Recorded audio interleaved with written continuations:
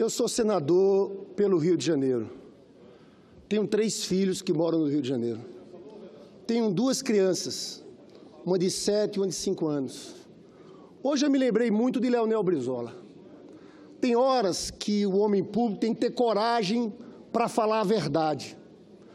E, na minha opinião, essa intervenção é uma farsa por completo, sem planejamento, com motivações claramente políticas. Um governo desmoralizado, que viu que não tinha votos para a reforma da Previdência, que não tem um candidato a presidente da República, que usa da pior forma possível as Forças Armadas e o medo da população para tentar se salvar politicamente. Uma intervenção federal que é uma farsa, porque a intervenção federal era para afastar o governador. Pouparam o poder político do PMDB, do Pezão, no Rio de Janeiro. Sinceramente, eu esperava outros tipos de intervenções no Rio de Janeiro. A UERJ, Universidade Estadual do Rio de Janeiro, em enormes dificuldades, nós tentamos pedir ao governo federal que fizesse uma intervenção pelo MEC para salvar a UERJ. Não fizeram. Os hospitais no Rio de Janeiro, filas enormes. E cadê o governo Temer? Houve um corte de 36% dos recursos. O Rio está sangrando e não tem governo para salvar. Agora, disseram que o grande formulador dessa intervenção foi Moreira Franco, conhecido por uns como Gato Angorá. Ele fez isso no Rio de Janeiro em 86. O Brizola estava construindo os CIEPs e ele criou um factoide e disse o seguinte: vamos acabar com a violência em 6 meses, acabar com os bandidos. Fez uma proposta de guerra aos bandidos. Sabe o que aconteceu? A violência explodiu. Nunca teve tanto descontrole. Taxa de homicídios foi para 63 mortos por 100 mil habitantes. E ele fechou, sabe o quê? 250 CIEPs do Brizola. Será que não há um acordo aqui? Que sem intervenção social, que sem políticas públicas para a juventude, que sem pensar em geração de empregos, que sem investir em educação, e o Brizola estava certo nos CIEPs, e o Lula estava certo quando construiu 504 escolas técnicas. Só que eu reconheço que não é só intervenção social, tem que ter intervenção social, mas tem que ter uma reforma no sistema de segurança pública que não funciona. É necessário uma outra polícia, que não esteja preparado só para a guerra, uma polícia que investigue, porque sabe o que acontece hoje no Brasil? Há uma guerra há muitos anos no Rio de Janeiro. Eu pergunto aos senhores, resolveu ou não? É uma política de guerra às drogas que coloca o seguinte: a polícia entra para matar traficantes e o povo no meio, porque hoje o ministro da Justiça disse que não há guerra que não seja letal. Eu só quero lembrar essas pessoas que falam de guerra, que nessas comunidades tem povo, tem idosos, tem crianças. Sabe o que é que essa guerra às drogas produziu no Rio de Janeiro? O Brasil hoje é o país do mundo que mais mata policiais. Em 2016 foi 456. São vítimas. Sabe quantas pessoas morreram assassinadas no país em 2016? 61 mil pessoas assassinadas. 77% dessa, jovens negros moradores das periferias. Eu fiz parte de uma CPI sobre extermínio da juventude negra. Andei em várias comunidades do Rio de Janeiro. Você, quando conversa com a mãe, que tem um filho de 19 a 20 anos, quando esse filho sai no final de semana, ela está desesperada, porque o filho pode ser vitimado pelo tráfico, pela milícia e, infelizmente, pela polícia. O que precisaríamos ter, e eu chamo a atenção disso, está aqui o senador Tasso Gereissati, que é o autor de um projeto que fala sobre ciclo completo das polícias. Eu também sou autor de uma PEC sobre esse assunto. O que acontece no Brasil, pessoal? Não há investigação. Os senhores sabem que de homicídios no Brasil, o número de resolução é de menos de 1%. Só 6% são investigados. E sabe por quê? Porque nós temos uma situação única. Aqui, a polícia militar é impedida de investigar. Ela só faz o trabalho de policiamento ostensivo e preventivo. Isso é um escândalo e é um erro. Então nós precisaríamos, para combater as organizações criminosas, sabe o quê? Um outro tipo de polícia, que não tivesse só esse viés militarizado da guerra, que fizesse investigação, que apostasse na inteligência. Agora, quer saber? O que muitos não veem, essa guerra é também uma guerra aos pobres. Porque todo mundo sabe que a venda de drogas lá no Rio de Janeiro, em Ipanema, no Leblon e Copacabana. Os senhores já viram uma operação de guerra dessa em Ipanema, Leblon, Copacabana? Não. Só fazem nas comunidades. Comunidades onde 99,9% são de trabalhadores honestos, Rocinha, Maré. E aqui eu vejo a proposta absurda do mandado de busca e apreensão coletiva. Eles chegaram até a falar de prisão antecipada. Recuaram.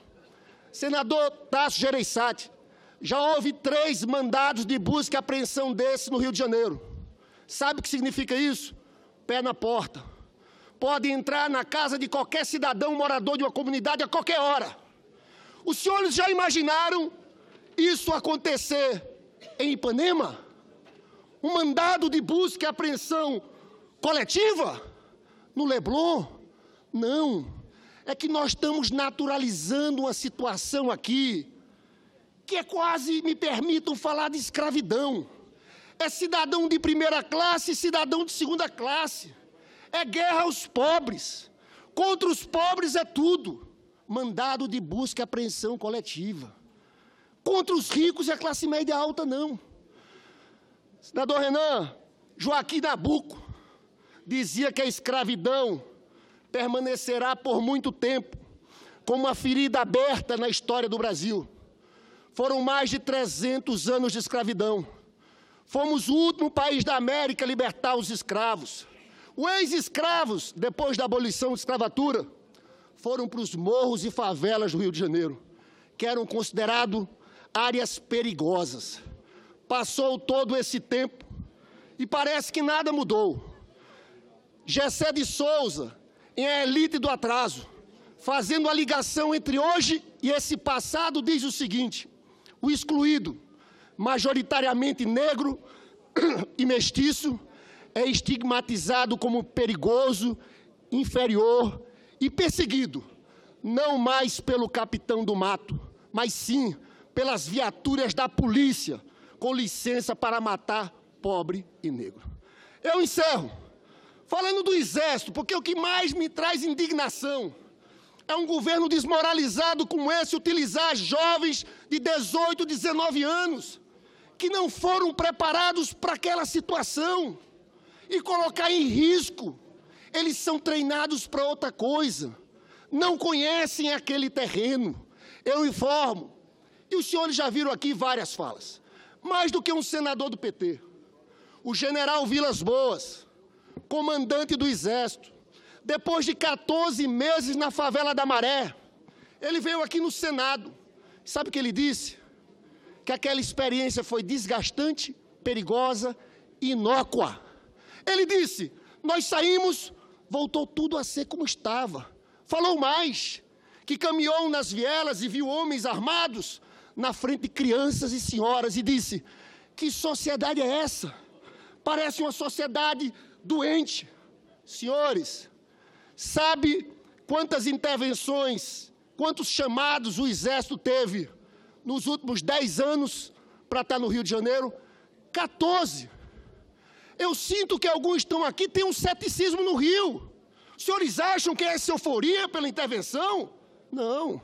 Eu quero trazer hoje uma citação do jornal Folha de São Paulo, que entrevistou 3 moradores, porque ontem houve uma operação no morro do Rio de Janeiro chamado Chapadão. Entrevistou uma senhora chamada Cristina Piranga. Ela disse o seguinte: essa intervenção é apenas uma maquiagem. Já vi isso outras vezes. Daqui a um tempo vai continuar tudo como era antes. Não acredito que esses garotos têm mais experiência para subir morro que um policial militar. Eu já falei aqui que sou contra essa política de guerra às drogas. Eu acho que tem que ter investigação. Agora, não dá para comparar um garoto de 18, 19 anos com um BOP subindo um morro. Eles têm experiência, são treinados. É claro que a lógica é errada na minha avaliação. Porque é uma guerra que mata policiais, que mata trabalhadores e não resolve nada. Eu encerro dizendo que nós temos propostas, sim, para colocar no debate nesse momento.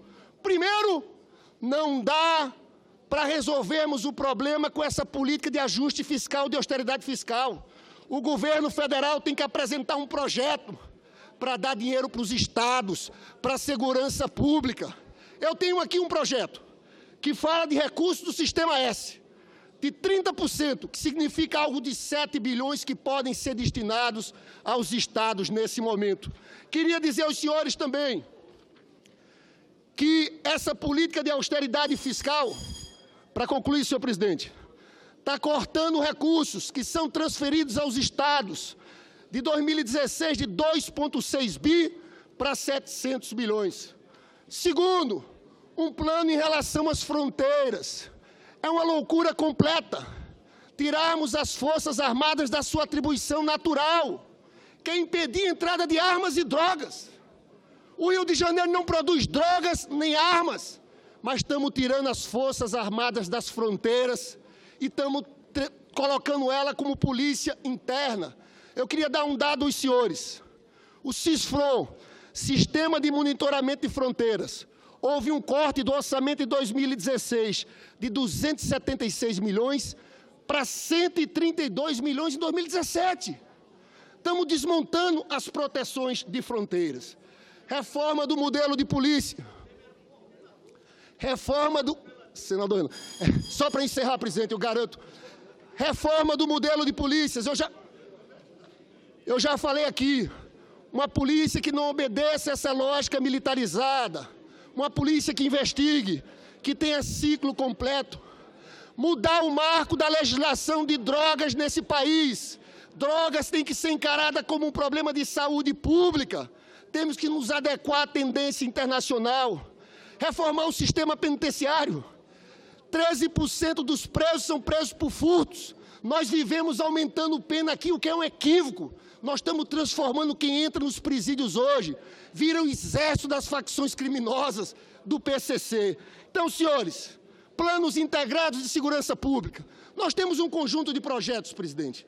Eu quero agradecer a Vossa Excelência pelo tempo, porque esse tema é um tema muito caro para mim.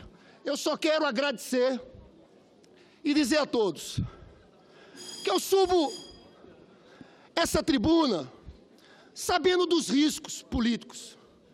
Porque, no primeiro momento, é claro que é um desejo das pessoas de resolver os problemas. Eu vivi esse mesmo problema aqui no impeachment da Dilma Rousseff. Tive coragem de ter lado e defender minha posição. Hoje eu vejo que 60% da população diz que o governo do Temer piorou muito depois da saída da presidenta Dilma Rousseff. Eu estou aqui, novamente, lembrando o Leonel Brizola, para defender minhas convicções. E tem um lado. Nesse lado, eu estou pensando no povo mais pobre do Rio de Janeiro, que precisa ser tratado com respeito e dignidade. E não é com essa maquiagem, com essas medidas superficiais. Precisamos de uma saída estruturante para resolver o problema da violência no país.